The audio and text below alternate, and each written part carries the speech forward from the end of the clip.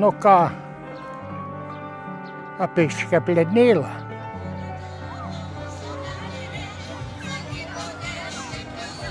Per Škaplerėlės atlaidus pas mus suvažiuodavo giminės. Tėtis padarydavo alaus, mama prikepdavo pyragų, švęsdavo visi, į Žagarės suvažiuodavo, tėčio broliai, sesės, į mamos sesuo atvažiuodavo. Vienu žodžiu, būdavo pilna gryčia svečių. Šiemet suvažiavo taip pat mano giminės. Tai dabar pašvęsime visi, pasišnekėsime, kaip gerai senais laikais. Aš, žinokit, tos pradžios neprisimenu.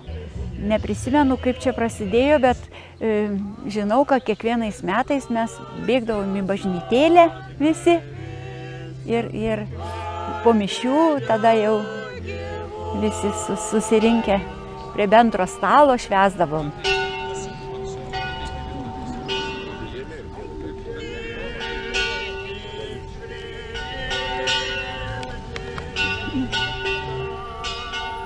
Su šia vieta sėja, nes kadangi čia pradėjau dirbti kultūros darbuotoja ir išdirbau 55 metus Kriukuose.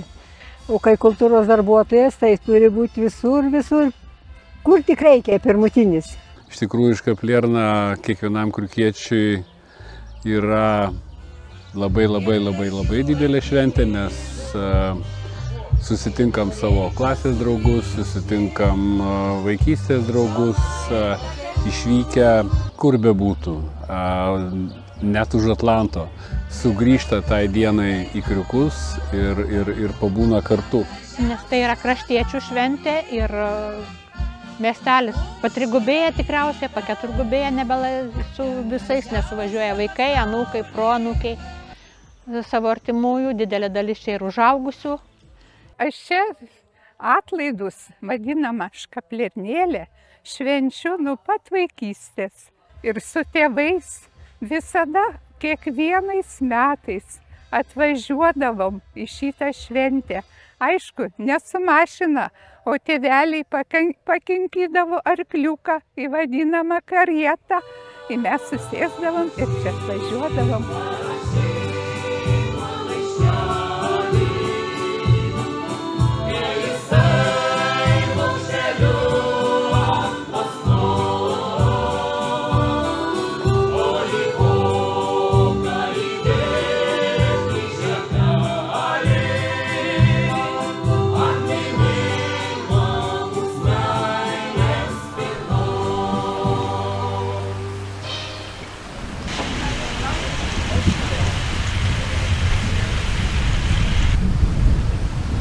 Kita Škaplerėlės dalis vykdavo stadione, kur buvo dedamos didelės pastangos, kad jaunimas domėtųsi tuo, kas yra šiandien Kriukuose, yra sportas, yra kultūra, yra liaudės šokiai, yra liaudės dainos, yra varžybos, yra tarp miestelių varžybos, yra tarptautinės varžybos, su ukrainiečiais futbolą žaisdavom. Tai vakare gegužinės, didelės gegužinės su sportininkų apdovanojimais ir jeigu tu sėkmės turėdavai sporte, tai tada vakare jau gegužiniai tikrai tave lydėdavo merginų dėmesys, tai mes labai stengdavomės tose varžybose. Na, o kaip bebuvę vis tiek lietuvių tikėjimas buvo stiprus ir neįveikė. Škaplerėlėj lankausi jau nuo 6 metų, tai reiškia jau gerus 30 mečius. Anksčiau dalyvaudavom sportinėse varžybose vykstančiose Škaplerėlės metu. Varžybos būdavo labai įdomios visą dieną, daug atrakcijų, daug užduočių būdavo. Burdavosi bendruomenių komandos, burdavosi šiaip bendraminčių komandos. Varžydavomės daugiau iš idėjos negu dėl prizų. Tai šitą Škaplerėlę mums primena labai daug gerų atsiminimų. Prieš 20 mečius pirmą kartą dalyvaujant sportinėse varžybose šioj Škaplerėlėj susitikom su žmona. Jau šiemet 20 metų kartu, tai šios Škaplerėlės primena labai daug gerų prisiminimų mums. Čia mes turėdavom spektaklį pasistatę ir iškovoję auksą paukštę. Rajone mes turėjom gal pirmą iš kaimo, gal visoje Respublikoje pirmą iš kaimo spektaklio aukso paukštė. Mūsų spektakliai turėdavo būti, jeigu nebus kunigo arba policininko, tai mes žmonėm nelabai patenk, bet mes jau tokius turėdavom visada.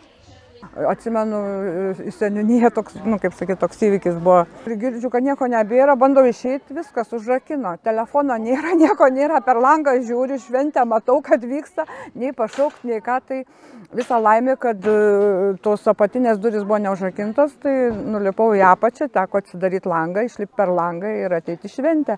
Bet juokėmės, sakau, tik kažin kada būtų pasigėdę manęs, aš šventės pabaigoje ar kaip, ar kažkas būtų neįvykę. Tai va čia taip labai iš tų tokių, kaip sakant, ant tiek visi būnam susijaudinę, ant tiek visi būnam įsitempę, kad tiesiog jau, kaip sakyti, nebematom vieni kitų ir visi tie dalykai. Tai va taip iš tų. O šiaip tai iš tikrųjų labai didžiulė ir graži šventė ir sakau, net miestelis visas kaip prieš Kalėdas mes ruošiamės ir namus tvarkom ir kaip sakyti, ir užuolaidas skalbiam, nes žinom, kad ir giminės važiuos. Dabar aišku jau truputį įsiblaškė labiau tas laikas, toks biškai kitoks, bet vis tiek, kad ir, sakykime, užsieniečiai irgi stengiasi grįžti namo, būtent va, tuo laikotarpiu, kas jau iš jaunimo yra išvykę kažkaip. Tai va taip.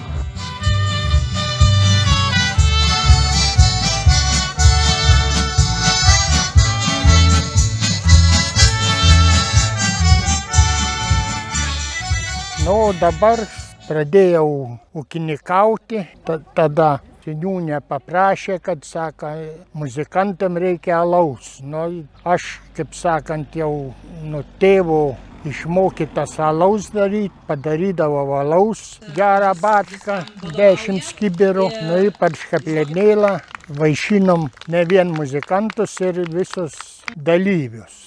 Sūnus žirnių davė, privirėm žirnių, labai linksmai šventėm škaplenėlos atlaidus.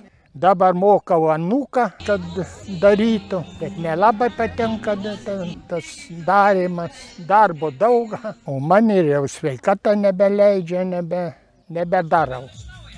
Taip pat būdavo po to gegužinė, kuri vadinasi, vykdavo prie vidurinės mokyklos, ten aikštėj, šokių, gegužinė, jaunimas šokdavo per visą naktį, tikrai švęsdavo iki paryčiui.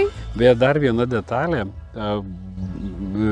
atlaidų saldainiais, ilgaisiais saldainiais buvo prekiaujama altoriaus už bažnyčios tvoros ir vaikai norėdami tų saldainių turėdavo ateiti į bažnyčią.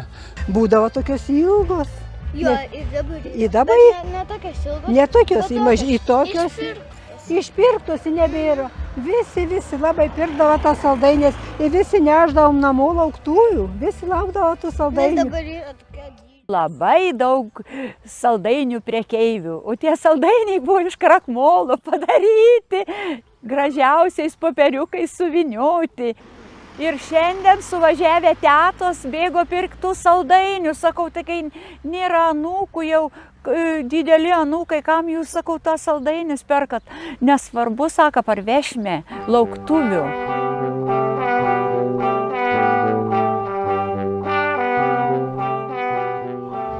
Čia labai gražu eisena neša vėliavas, dabar tokių nebėra kas neša iš visų vėliavų. Kaip gražu, kiek mergaitės vainikus barstydavo. Buvo rūbus pasisiūvę, jos turėdavo savo pasisiūvę rūbus, močiutės. Dabar jau nieko nebėra. Dabar tik 2 metai, kad žmonos sveikatas sušvakėja ir kad kaime nebėra giedotojų. Mažėja, kaimas tuštėja. Čia į Žeimelio dar yra atvažiavę. Čia visi eidavo, mokytoja labai sena eidavo, seniūnė mūsų, va čia visos nuotraukos per miestelį atžygiuodavom į bažnytėlę čia. Kaip sakant, žmona tikinti ir visa kaime sueidavo ir tas gegužinės pamaldas.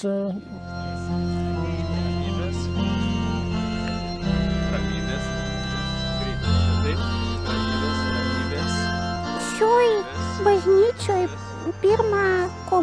Čia priėmiau dar tarybiniais metais prie senojo kunigėlio.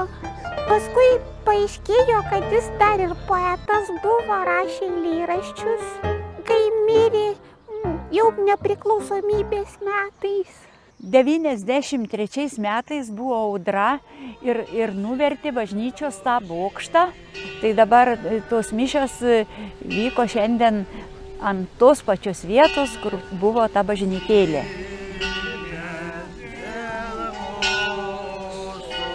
Turbūt Škapliernėlė ir sovietmečiu neįveikė nei komsorgai, nei partorgai, nors pastangos buvo dedamos milžiniškos.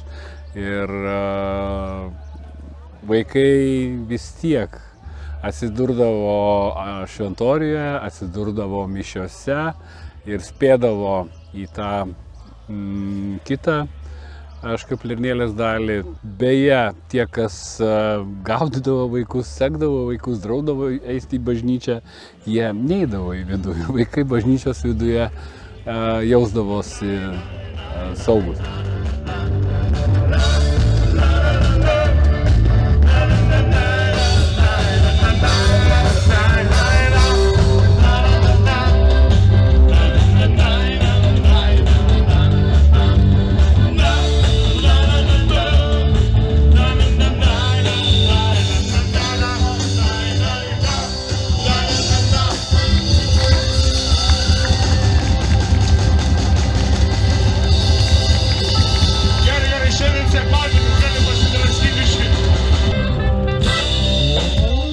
Kermošius iš Kriukų, Škapliernėlės atlaidų.